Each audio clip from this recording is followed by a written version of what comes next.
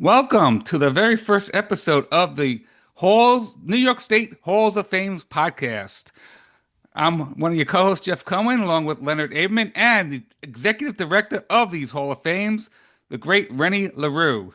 Our first guest of this new podcast is David Palmer.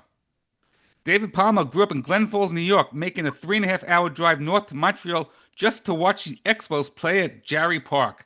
Years later, on September 9th, 1978, people from Glen Falls were making the same drive to watch him pitch in the major leagues. Drafted in the 21st round by Montreal, Palmer carved out a big league career with the Expos, Braves, Phillies, and Tigers, overcoming injuries, surgeries, and long odds along the way. He was a key part of the Expos' unforgettable late 1970s, early 1980s pitching staff, won 10 games during Montreal's 1979 pennant race, and even threw what was once officially recognized as a perfect game. More than stats, David Palmer's story is about perseverance, family, pride, and what it meant to wear an Expos uniform during one of the greatest eras in the organization's history. We welcome to the Halls of Fame podcast, David Palmer. Welcome, David. Thank you, Welcome, Jeff. David. Oh, thank you, Leonard and Jeff. It's an honor to be here, to be the first member or guest on the Hall of Fame. Rennie, thanks for all you've done to put this in place years and years ago. Awesome job. Thank you so much, Dave, and thanks for being our first guest. You had the privilege of inducting your old catcher, Gary Carter, a few weeks ago at our annual Hall of Fame induction ceremony. Tell us what it was like pitching to Gary. As a catcher or a hitter? As a catcher. Oh, I love pitching to him as a catcher.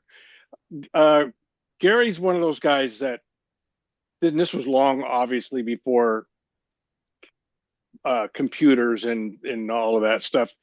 We got scouting reports and we looked at him and we knew the hitters just from facing him. And Gary knew the league really well. So I just trusted him to call the game. If I didn't feel a certain pitch, I would shake him off and he would be fine with that.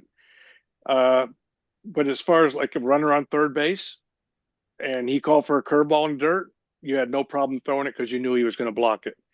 And, he was great at throwing out runners. And he was just a great teammate and a great person all around.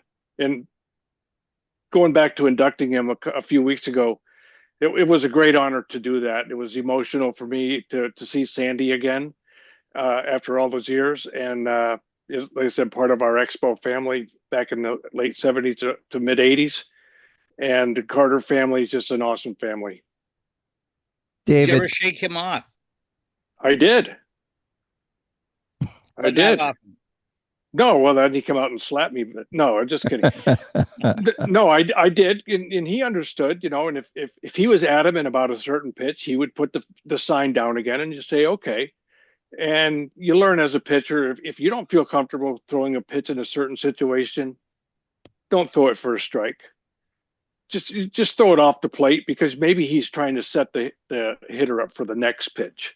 So if he calls for a curve and it's like, oh, I'm not feeling my curveball, well, then I'll bounce it or throw it off the plate because maybe he wants me to come back in with a fastball on the next pitch. So, for 6-7 years, he was my catcher and he knew me extremely well.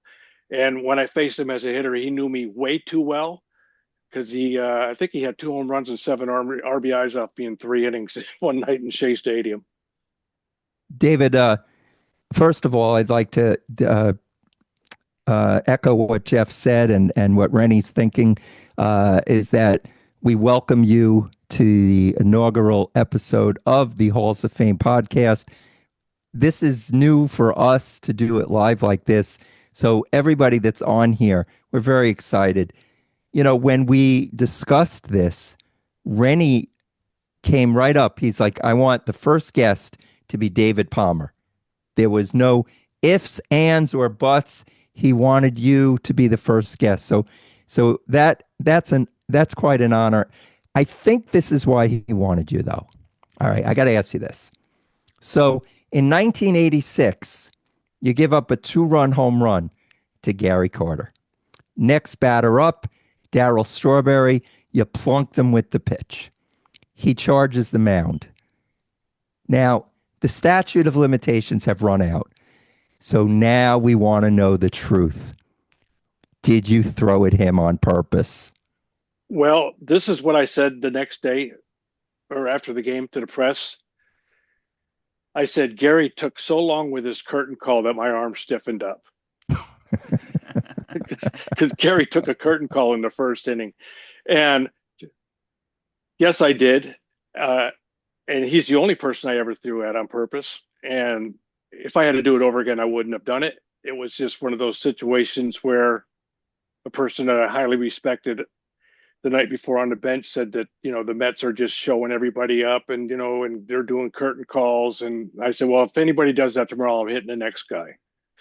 Well, Gary hit the home run, did the curtain call, and it didn't matter if it was Darryl or anybody else in the lineup. And I just, in the windup, I said, just don't hit him in the head. Don't hit him in the head. So I hit him in the back pocket with about a 79-mile-an-hour fastball. There you go. The truth is now out. And you got to talk to him, last year about it, didn't you? A couple years ago, yes, I went up to him in the hallway before the ceremony started. I said, okay, you can go ahead and hit me. He said, why would I hit you? And I said, because I hit you first. And he goes, well, who are you? And I told him, he goes, oh man, we're cool. And I said, I just want you to know that it was never personal. And it was a heat of the battle thing. And looking back on it, on my part, it was pretty petty. But, back then, that's kind of the way the game was played too. I was standing right next to Darryl when you walked up, and it was the funniest thing to see because he truly did not remember you. No. Well, I was wearing glasses and he probably, I'm the last person that he would expect to see there. And I've never met him in person before. And he was really, really good about it. And I got a picture with him too, where he's kind of got his fist up under my jaw. So we had fun with it. That was how many years later, David? Oh, 35, 36 years. Wow. I hit him in 86 and, 38 years, I guess. 36 years, something like that. You embraced, you both reached out to each other after the moment, and it was really cool to see. Especially, Darryl's had a long, hard journey. So I was glad that you came that night, and it was a perfect intro when you walked up to him. It was really a nice moment. And one of the reasons that I did that is because he was standing next to Chris Chambliss, who was on the Braves when that happened. Right. So I had some backup. David, you got drafted by the Expos, and I was wondering about that because the Expos obviously play in Canada, and I wonder when players get drafted by that team, when they did get drafted by that team, if they were excited to go. But you must have been, because they were a team, like Jeff said in his intro, that you would travel to see. So when you were drafted by them, was there an excitement? Oh, absolutely. We'd gone to Jerry Park quite a few times to watch, because it's a lot easier to get to than to go to Old Yankee Stadium or Shea Stadium. And I loved their uniforms. I loved their, Coco LeBoy and John Bacabella. And, they had the colorful names to go with it. And also they had my idol on their team, Steve Rogers. I loved Steve Rogers. Never got to see him pitch. We always went up to watch Steve Rogers pitch, and we always got Steve Renko. but I went to a tryout camp in Vermont for the Expos, and they wanted to sign me. I said, well, I'm only a junior in high school. So they brought me to Jerry Park for their big tryout that they brought people from other tryouts. And then Bill McKenzie, the scout, kept in touch with me, and he came down and saw me pitch, and they had me up before the draft. And that's when I first pitched to Gary Carter, was when I was in high school, and he caught me on the side before the game. And so when I was drafted by Montreal, I was very, very excited because, it was the closest team to where I live, not a lot closer, but closer than New York or Boston. And I've kind of had a relationship with them, having gone up there a couple of times and gotten to meet some of the front office people. So I was very proud to be drafted by them. You play with some of the greatest players in the Hall of Fame. I mean, you on one team you had Gary Carter, Andre Dawson, Tony Perez, and later on you had Tim Raines as a teammate. That's pretty darn good. That's awesome. Actually, I was a teammate of Timmy Raines before I was a teammate of any of theirs. Oh, really? Timmy and I played in West Palm Beach together in 1978 in A ball. He was a second baseman at the time, and our manager was Dick Williams, who is also a Hall of Famer. Yes. What was your scouting report on Tim Raines back then? Well, we always used to get his nickname is Rock, and we used to kid him that he got his nickname because of his hands at second base. But it's because he was built like a rock. And when he went to the outfield, it freed him up. And Timmy is one of the best teammates I've ever had. Funniest guy you'll ever meet, and just a great guy. Any? David, what was it like the first time you put on a uniform? Went into the locker room, saw your jersey hanging there, suited up. What was it like the first game you actually pitched in? Oh wow. Well, first, Kevin McHale, John McHale's son. John McHale was the president of the Expos. He called me at my house, and I told my mom, I said, "Oh, that's the Expos calling me to the big leagues." Ha ha. And he said, "David, this is Kevin McHale, Steve Rogers." There again, Steve Rogers and my careers intertwine a lot. And like I said, I idolized him when I was in high school. He opted to have surgery, and we're putting you on the 40-man roster. How soon can you be here? And I said, I can be there in 3 hours. He says, no, why don't you come tomorrow? I said, I could be there in 3 hours. Why wait?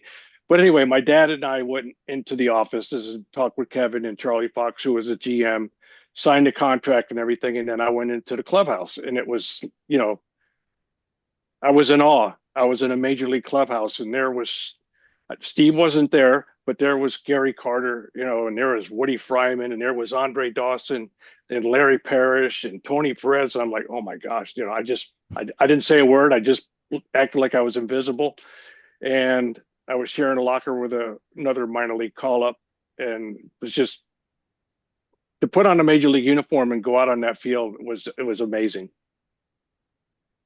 David, you pitched, and now I guess there's no proof of it because it's not in the record books anymore.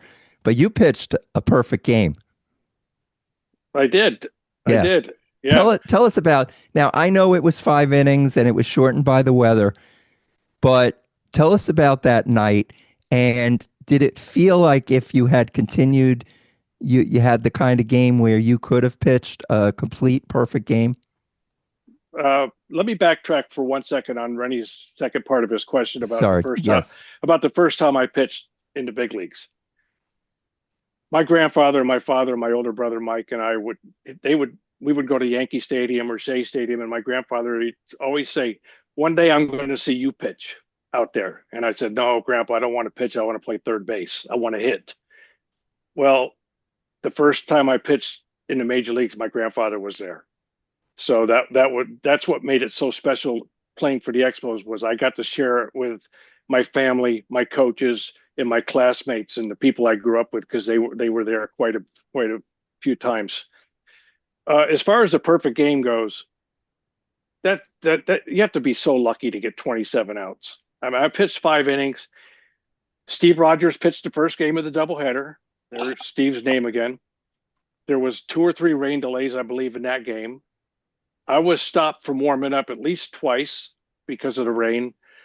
And then we started the game, and it was raining. And after 5 innings, it's top of the 6th, we were hitting, and it just started to pour. And I never thought, oh, keep raining, I have a perfect game. I was in the zone. And, when they brought the tarps on and you have to wait an hour and 10 minutes, I think is the rule or whatever. Well, I knew there was no way I was going back out there if we resumed the game after pitching 5 innings, and they came in and said, oh, it's a perfect game. It's official and all that. It's like, oh, wow. It's great. Now, would I have pitched 9 perfect innings? We'll never know. But I would say you have to be so lucky.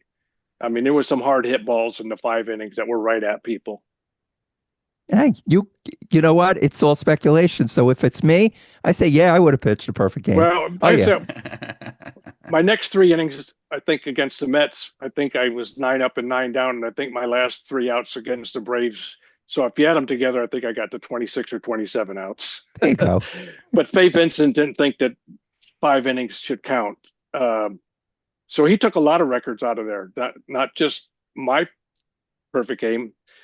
There was a couple guys who pitched 8 inning no hitters on the road and lost, and he took those out because they didn't pitch the bottom. They didn't pitch 9 innings.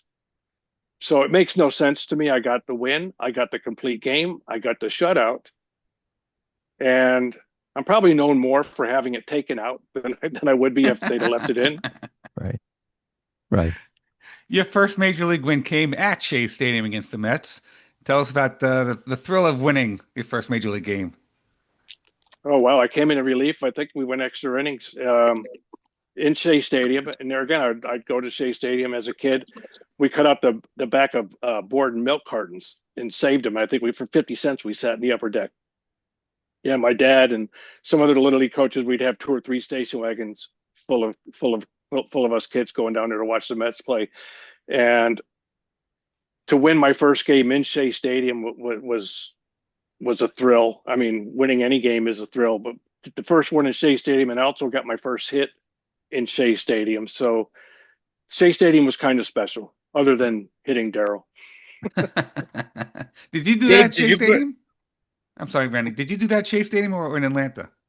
Shea Stadium. Okay. Mm-hmm. Go ahead, Randy. Dave, did you grow up a Met fan, Yankee fan, Red Sox fan? Who was your favorite player? Well, my favorite team is the Yankees. And like every kid that grew up in the 60s, Mickey Mantle was my favorite, and we used to fight over who got number 7. And if we didn't get number 7, then we wanted number 9 for Roger Maris.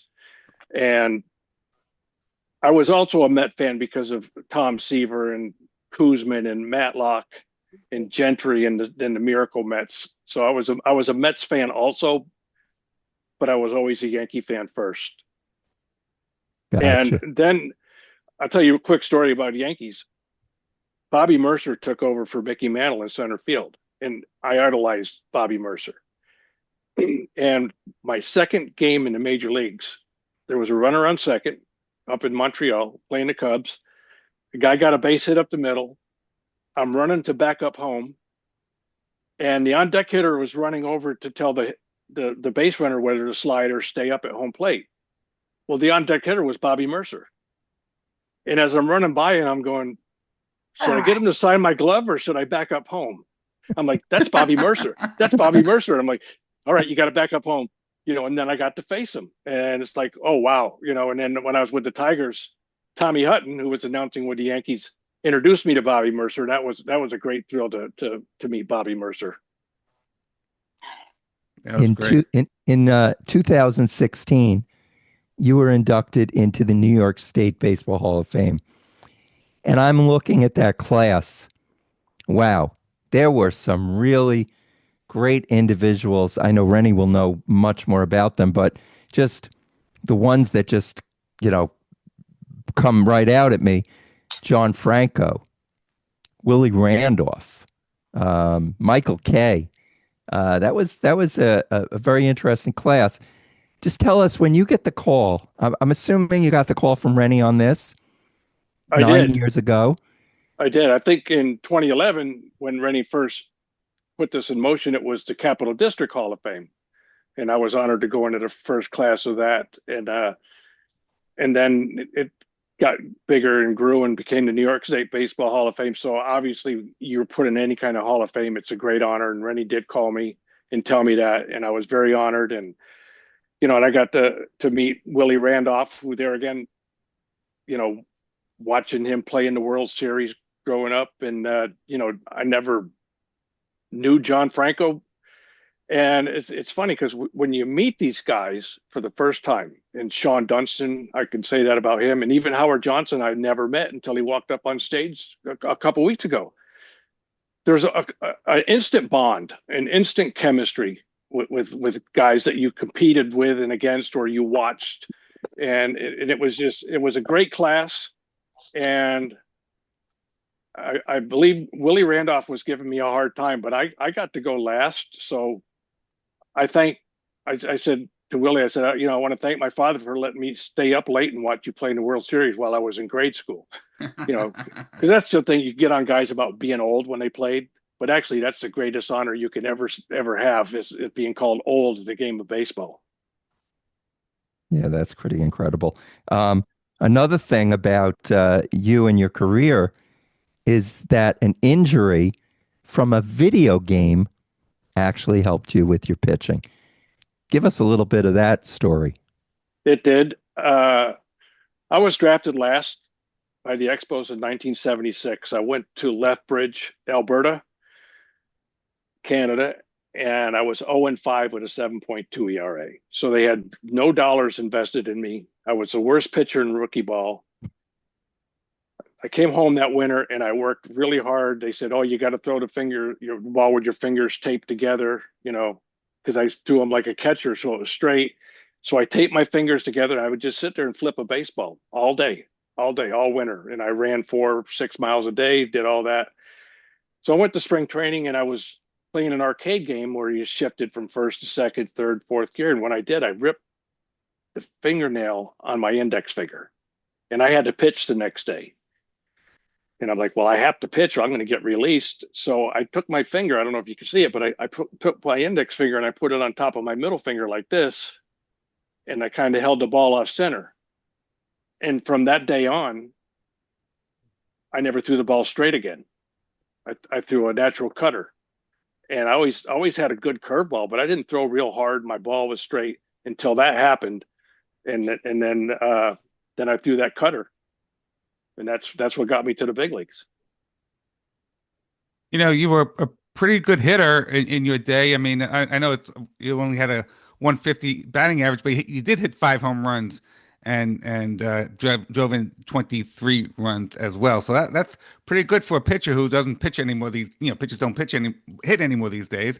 But I want to ask you, your first home run that you gave up was to Greg Luzinski, who's one of our first guests on the Baseball and Barbecue podcast. So that's not too bad. Greg Luzinski as your first. The bull. Yeah, giving up your The first home run bull. to Greg Luzinski. I did. And you know what? I have that ball in my basement. Oh, do you? I do, because Wayne Twitchell was on the Expos and he was teammates with Luzinski. He got the ball and he had Greg Luzinski sign it. Dave, thanks, Greg Luzinski. Nice. So I still have that ball. And then when I played with the Phillies, he came in the clubhouse one day and I met him in person and he shook my hand and about broke my hand. So, oh, you talk about strong. But yeah, there's no shame in giving up a home run to Greg Luzinski. Not at all. Not at all. Randy. Yeah, for those of you who don't know, Greg Luzinski is a great barbecue fan. At Citizens Bank Park, he has a booth set up, and it is called Bull's Barbecue. And he makes his own sauce. They've got pulled pork sandwiches, turkey legs, brisket sandwiches. I mean, it is really good stuff. So if you ever, and he's there, he sits there. There's a wall with pictures of his old baseball cards on display. And you go up to him. Actually, he comes over to your table. If you're sitting there eating, he comes over to your table, talks to you. I mean, what a nice guy. He really is the bull. Dave, the Hall of Fames that you've been to and the people that you've seen, what does it mean to you to be in the New York State Baseball Hall of Fame? Well, like I said, to be in any kind of Hall of Fame, I'm in the Glens Falls High School, Glens Falls Area Society and Baseball Hall of Fame. But the New York Baseball Hall of Fame with the people that are, I mean, we'll just start with Mickey Mantle, Thurman Munson. I mean, I don't even have to name anybody else, but there's hundreds and hundreds of names of people that is like, why am I in the same room with them? And so it's a great honor because they are truly the greatest players in the history of the game, and they're from New York State, or they played for the Yankees or the Mets. I was happy to see Jim Cott come this year. I know Len and Jeff are too. Uh, that guy is 1,000 years old. Yeah, and Kitty Cott, I got to know him a little bit in '86 when he first started broadcasting. He did some stuff with Turner, so he did some Braves stuff. We were never teammates, and then in '88 when I signed with the Phillies, we had to take a media course on how to deal with the media in a big market like that. And Jim Cott was one of the people that were helping with that. So he'd take you in the back room and he'd interview you.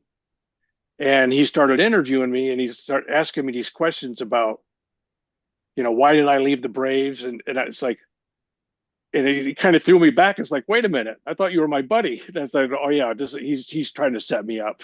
But he's a great guy. I saw him in the airport a few years ago and talked to him and Bob Costas summed it all up that you can go from the day one of history of baseball till current, and you can connect Jim Cott all the way through.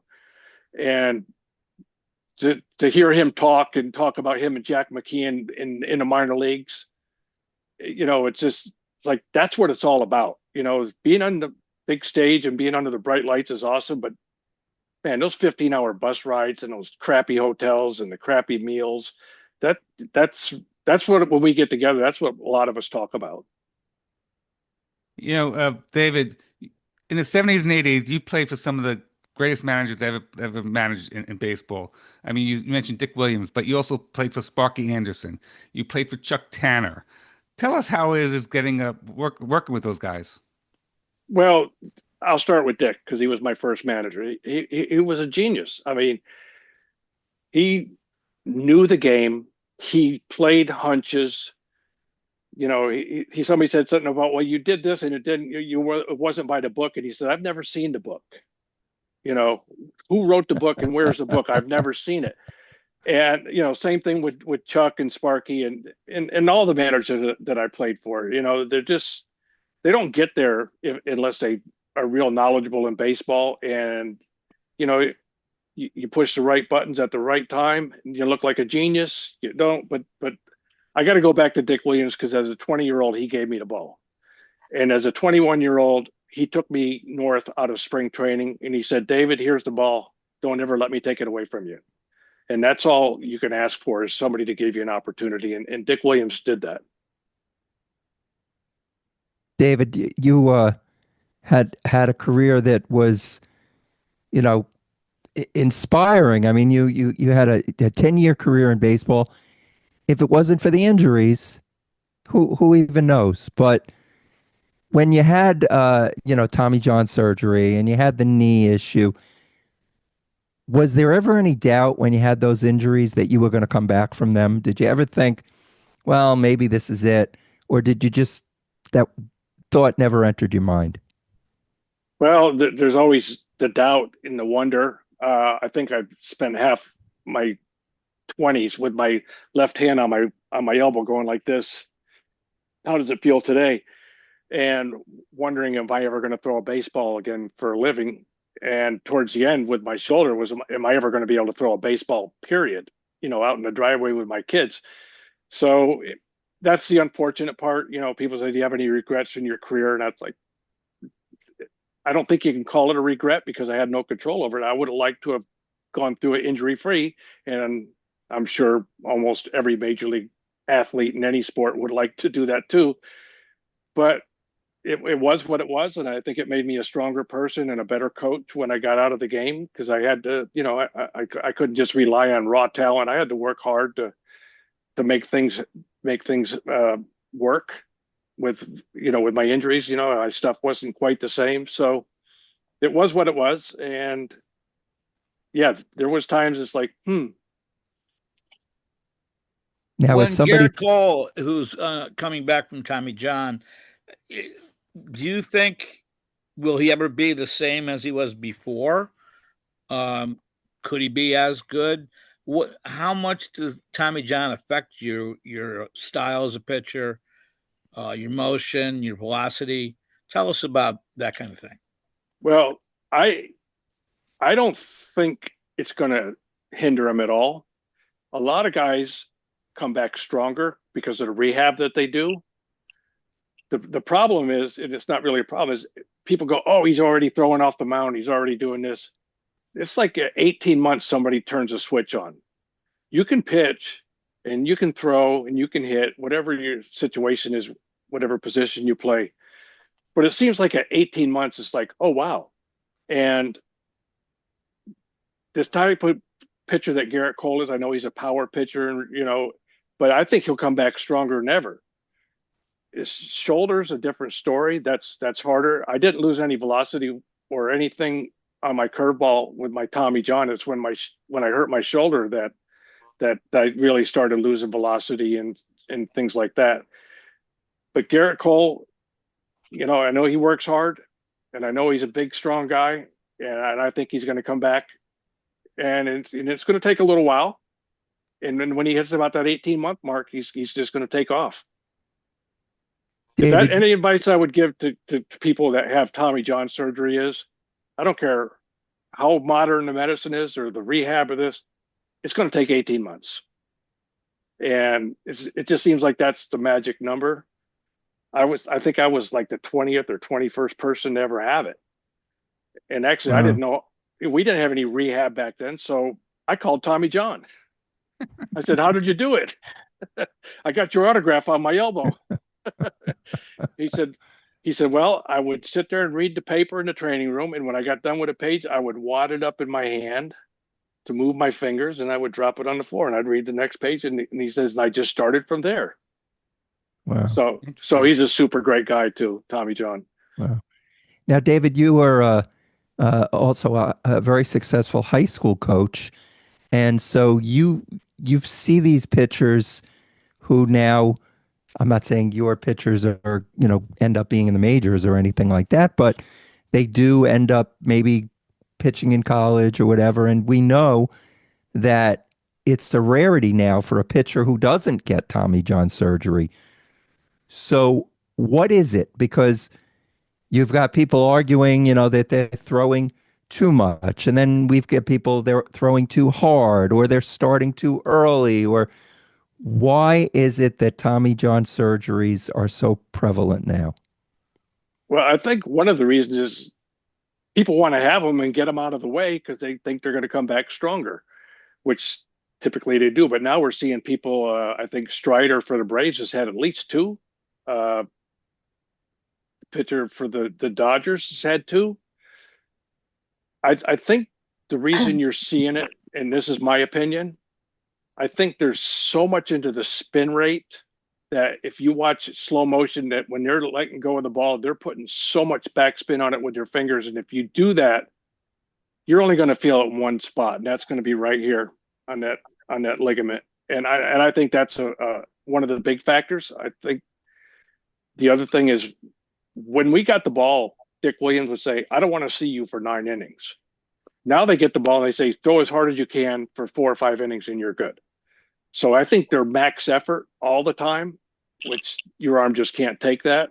So I think the combination of that, the trying to get all that backspin on the ball and max effort, trying to see how hard you can throw. Because if what I call it ringing the bell, because if you don't ring the bell, you don't even get signed. In today's world, I would never get drafted or signed because I threw 87, 88 miles an hour. What did you top out at, Dave? In Montreal and Atlanta with their radar guns, I was 87. You go to a place like St. Louis or Pittsburgh, they use a different gun. It'd be 91, 92. Oh, I like those guns. That's better. Yeah. But in there again, I keep going back to Dick Williams. So I don't need a radar gun. I don't need a pitch count. The hitters will tell me when you're done. And usually you're out of breath from backing up third base when he comes and takes you out. He says, and a lot of time when the manager goes to the mound, he'll ask the catcher, well, what's he got? And the catcher will say, I don't know. I haven't caught one in a while. But I think the combination of trying to throw hard, trying to get the backspin numbers and the training and the max effort, I think all that's a combination for the Tommy John surgeries. If anybody has any questions, use the react button on the bottom of the screen, and then use the raise hand function, and we'll get you in to ask a question of David Palmer or of Rennie LaRue. David, you pitched for 4 teams, played for 4 teams: Montreal, Atlanta, Philadelphia, and Detroit. But you were never traded. You were always a free agent. Is that That's correct? right. Yes, I never was traded. You're right. I don't know how that would feel for people that get traded, because I do know that when I signed with Atlanta, the first trip we went back to Montreal, it was hard to get on the bus, because Montreal was my home for 7 years, and I grew up in that organization, and still had a lot of great friends and stuff. But life goes on, and I made a lot of lifetime friends in Atlanta and Philadelphia and Detroit also. So I just that's got to be a strange feeling to get traded. I don't know that feeling. Um, you also went through the arbitration process, and it was a strange one because you and I believe the Atlanta Braves both gave the same figure. We did. That was good, because then I didn't have to go. I did actually go one time. I don't recommend it. That's what I've heard. Arbitration is not fun. No, because the team that you're playing for sits across from you at the table and tells you how horrible you are. Right. And then you're expected to just everything be kumbaya. And typically players that go to arbitration are young, after the third or fourth years or Right. whatever. And I think back then it was after your second year.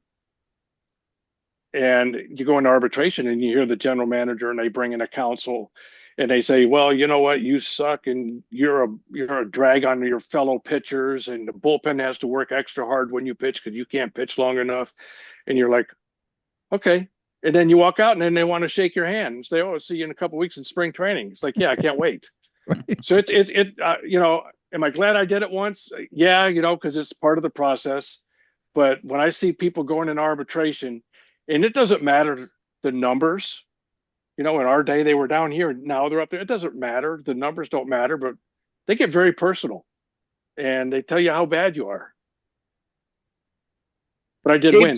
Dave, tell us a little bit about some of your pitching fraternity: Joey Hasketh, Charlie Lee, Gullickson. Tell us about those guys. Well, I just saw Gully over Thanksgiving down in Florida, and he's my all-time lifetime friend. We lived together, we roomed together since we were 19 and 18 years old, and we're still best friends today. And we sit there at the breakfast table and just tell stories of, from when we were 18, 19 years old. And, and we pushed each other. And Charlie, who came a year or two later, Charlie Lee, and and the three of us, we were really good friends. And Steve Rogers was my mentor, and we all looked up to Steve. And we had Scott Sanderson at the time, we had Bryn Smith at the time. We were all roughly about the same age, with Steve being a little older, and we pushed each other. When a guy went out and pitched a shutout, we wanted to pitch a shutout the next night. We didn't, and when there was 2 shutouts in a row, and you pitched the third night, you didn't want to be the starter that gave up a run. And it was friendly competition, but we pushed each other. And Gully and I, like I said, we've remained friends. Unfortunately, we've lost Charlie way too young, and Scott Sanderson also. But we all stayed in touch, and it's just a brotherhood. Was there a closer on that team? Jeff Reardon. That's right. Oh yeah. Wow. Yeah. Jeff Reardon, Like? the Terminator. Tell us about Jeff. Jeff had no fear. He had no fear. He was quiet, still quiet. And he had kind of a funky motion. And he was one of these guys back then. To get to the big leagues, you pretty much had to be a starter in the minors. And I think he won 17 or 18 games in Double-A for the Mets. And they brought him up and put him in the bullpen. And then we traded for him and made our closer. And I think he's got Cooperstown Hall of Fame numbers. But for some reason he doesn't get the votes or the love that some of the other closers have gotten. But Jeff was one of those guys that if you handed him the ball, you felt really good about, he was going to save the game for you. David, the Montreal Expos, obviously, and by the way, for anyone listening, when this is released in podcast form, David is wearing a beautiful Montreal Expos sweatshirt. It's how it's stood up all these years. It looks like brand new, like you just took it out of the package. It looks great. The Now the only team that's in Canada baseball wise is the Toronto Blue Jays. Do you think that there is a day that we will see Montreal getting a team back? I know they're trying really hard.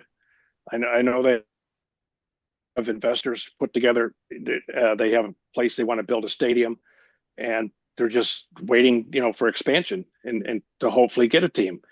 Before COVID, I think Tampa was going to play 20, 25 games in Montreal, like the Expos did going to Puerto Rico before they moved to Washington. And they said, well, maybe Tampa will relocate to Montreal, and they call them the Montreal X-rays. But that wasn't going to happen because they didn't want to lose Tampa as a city. So if they relocated to Montreal, they wouldn't be able to get a franchise for, I think it was 10 years. The rules may have changed. But I would love to see baseball back in Montreal. I go up there every so often and do Expo related things, and they're just crazy about the Expos. It's amazing. Did you watch the World Series this year? I did. What were your takeaways? Who are you rooting for? I was rooting for Toronto, just because they hadn't won in so long. Dodgers won the year before. Okay, I was rooting for Toronto. It was a great series. I mean, it was just last man standing. Yep. Yeah. David, which is and I think, sorry, the Dodgers won it with starting pitching. Go figure, right? In today's baseball world, their pitchers the guy pitched 3 complete games and it came in relief or something like that. And and they were pitching into 8th or 7th, 8th, 9th inning in a World Series game. It's like, wow, that's because I remember when the Mets won the World Series, Jerry Koosman was the starting pitcher. Wasn't he on the mound in '69? Finished the game. He was. And it's like, wow, baseball's back. It was an exciting series. It definitely It was was. great. Yeah. David, between 1978 and 1989, your career, which was your favorite road city to go to? Ooh, I don't know. LA was always nice because of Dodger Stadium. Dodger Stadium it's a beautiful place. I love Dodger Stadium. Other than that, being on the road is not a lot of fun, especially in August. Going to Wrigley Field, Chicago was great. We played all day games back then, and Wrigley Field was special. Because Babe Ruth played on that field, and it's like, oh wow, he walked down the same stairs that I'm walking down, and walked down the same tunnel that same thing with being in an old Tiger Stadium. It's like Ty Cobb played here. Ty Cobb showered, and and you're like, wow, you're rubbing shoulders with the all-time greats of the game when you go into ballparks like that. Yeah.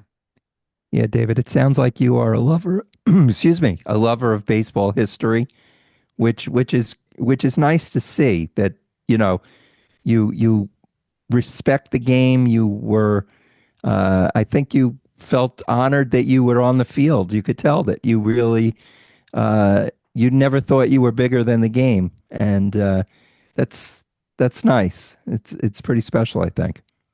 Yeah, there's a lot of humble pie in the freezers in the clubhouses.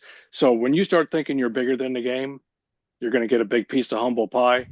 And when you're standing 60 feet 6 inches away from Mike Schmidt, Greg Luzinski, Gary Carter, Darryl Strawberry, you don't have time to go.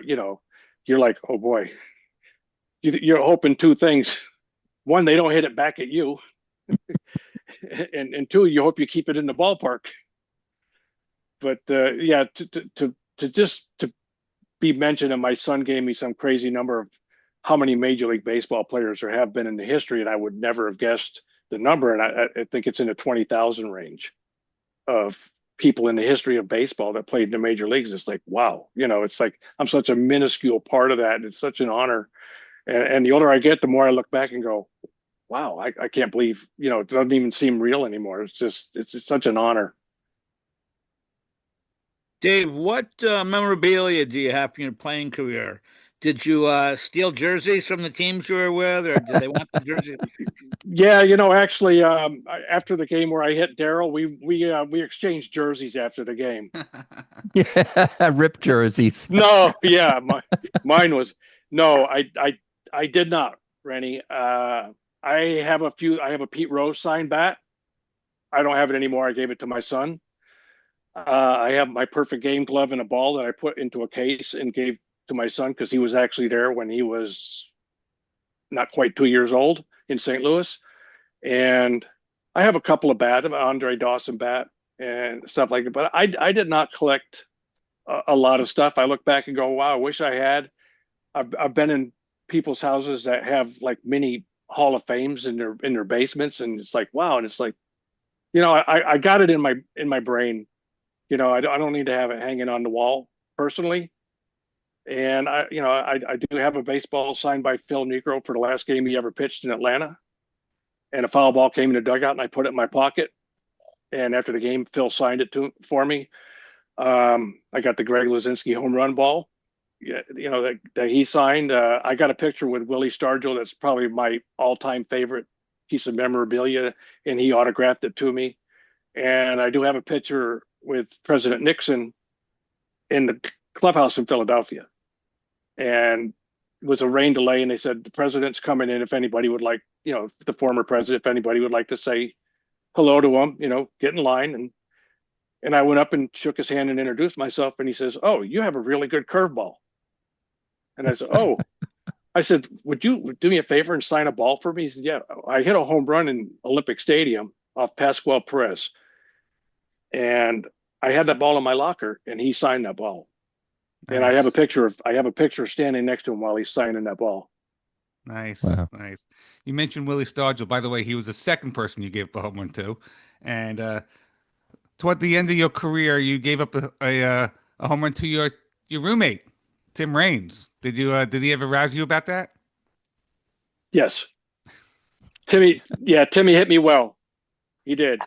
I remember the first time I faced him in spring training. He grounded out to first base, and he's running down first base, just sputtering, and he comes back across the mound, swearing at me, calling me names, and I'm like.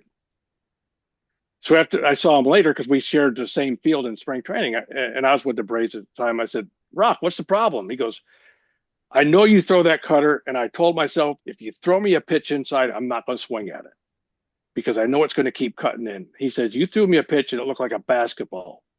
And as soon as I went to hit it, it was gone. And I broke his bat." And he goes, "I'm so mad that I swung at that."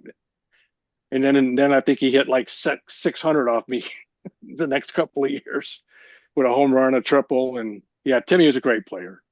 Yeah.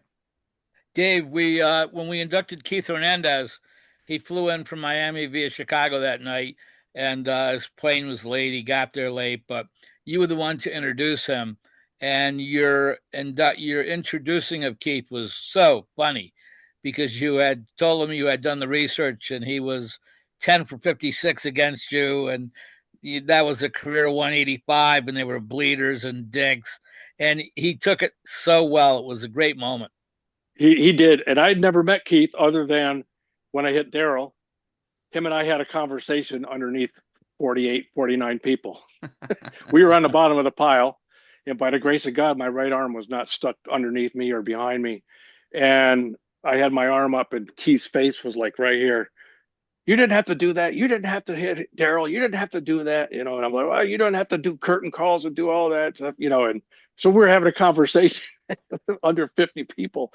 And so it was an honor to induct him. And I faced him and Dave Parker the most in my career, but I did have a lot of success against Keith because I did throw the cutter to left-handers, and I got a lot of ground ball outs with it.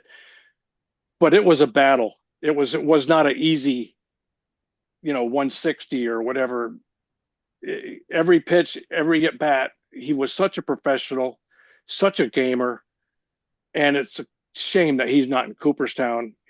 He revolutionized first base. He won 11 straight Gold Gloves. I always said he played first base like he was a shortstop. He revolutionized first base. Took it from, you put the older guys at first base. Keith was he was great, and it was great to introduce him. Yeah, he will. He will one day get into Cooperstown. But you know what? He's in the New York State Baseball Hall of Fame. That's So, right. I He mean, is. that's what really matters. I'm going to let the Jeff or Rennie, one of them, wrap. But I just wanted to tell everybody we are so excited that you've all joined us for the inaugural episode of the uh, Halls of Fame podcast. This is exciting to do it live like this, and we thank all of you for joining us. So it is really an honor. We do not take the fact that you joined us, spent an hour of your free time with us. It means a lot. So thank you very much, everybody. Yes, thank you. And Rennie, we will let you have the last word for our guest, David Palmer. Again, Dave, thank you so much for sharing the time with us. Interestingly, today we had the honor of inducting a new player into the New York State Hockey Hall of Fame, and he's a guy who was the general manager of the New York Rangers when they won the Stanley Cup, Neil Smith. And Neil Smith was with the Adirondack Red Wings in Glens Falls for a couple of years. And we were kidding around about Glens Falls and the Red Wings today. And he was thrilled to get the phone call today. Um, and I'm so glad all of you joined us tonight. It's really I'm so happy that Len and Jeff are doing this with me, and their preparation, their shows that I've been on have all been top notch, and partnering with Leonard and Jeff means a great deal to me. And every week we'll have different sports. We'll rotate between baseball, basketball, and hockey, and we have so many people to draw from, and we're thrilled that David was here tonight to be our first. Well, Rennie, thank you for all that you've done by putting all this in place, the hockey and the basketball and the baseball Hall of Fames of New York. Without you, none of this would be possible. And so you get all the credit. And again, I know from all of my fellow inductees, we all feel the same way. Very grateful. Thank you. Thank you, everybody, for joining us on the New York State's Baseball Hockey. Well, let me rephrase that. New York State's Hall of Fame podcast. We'll see you next time.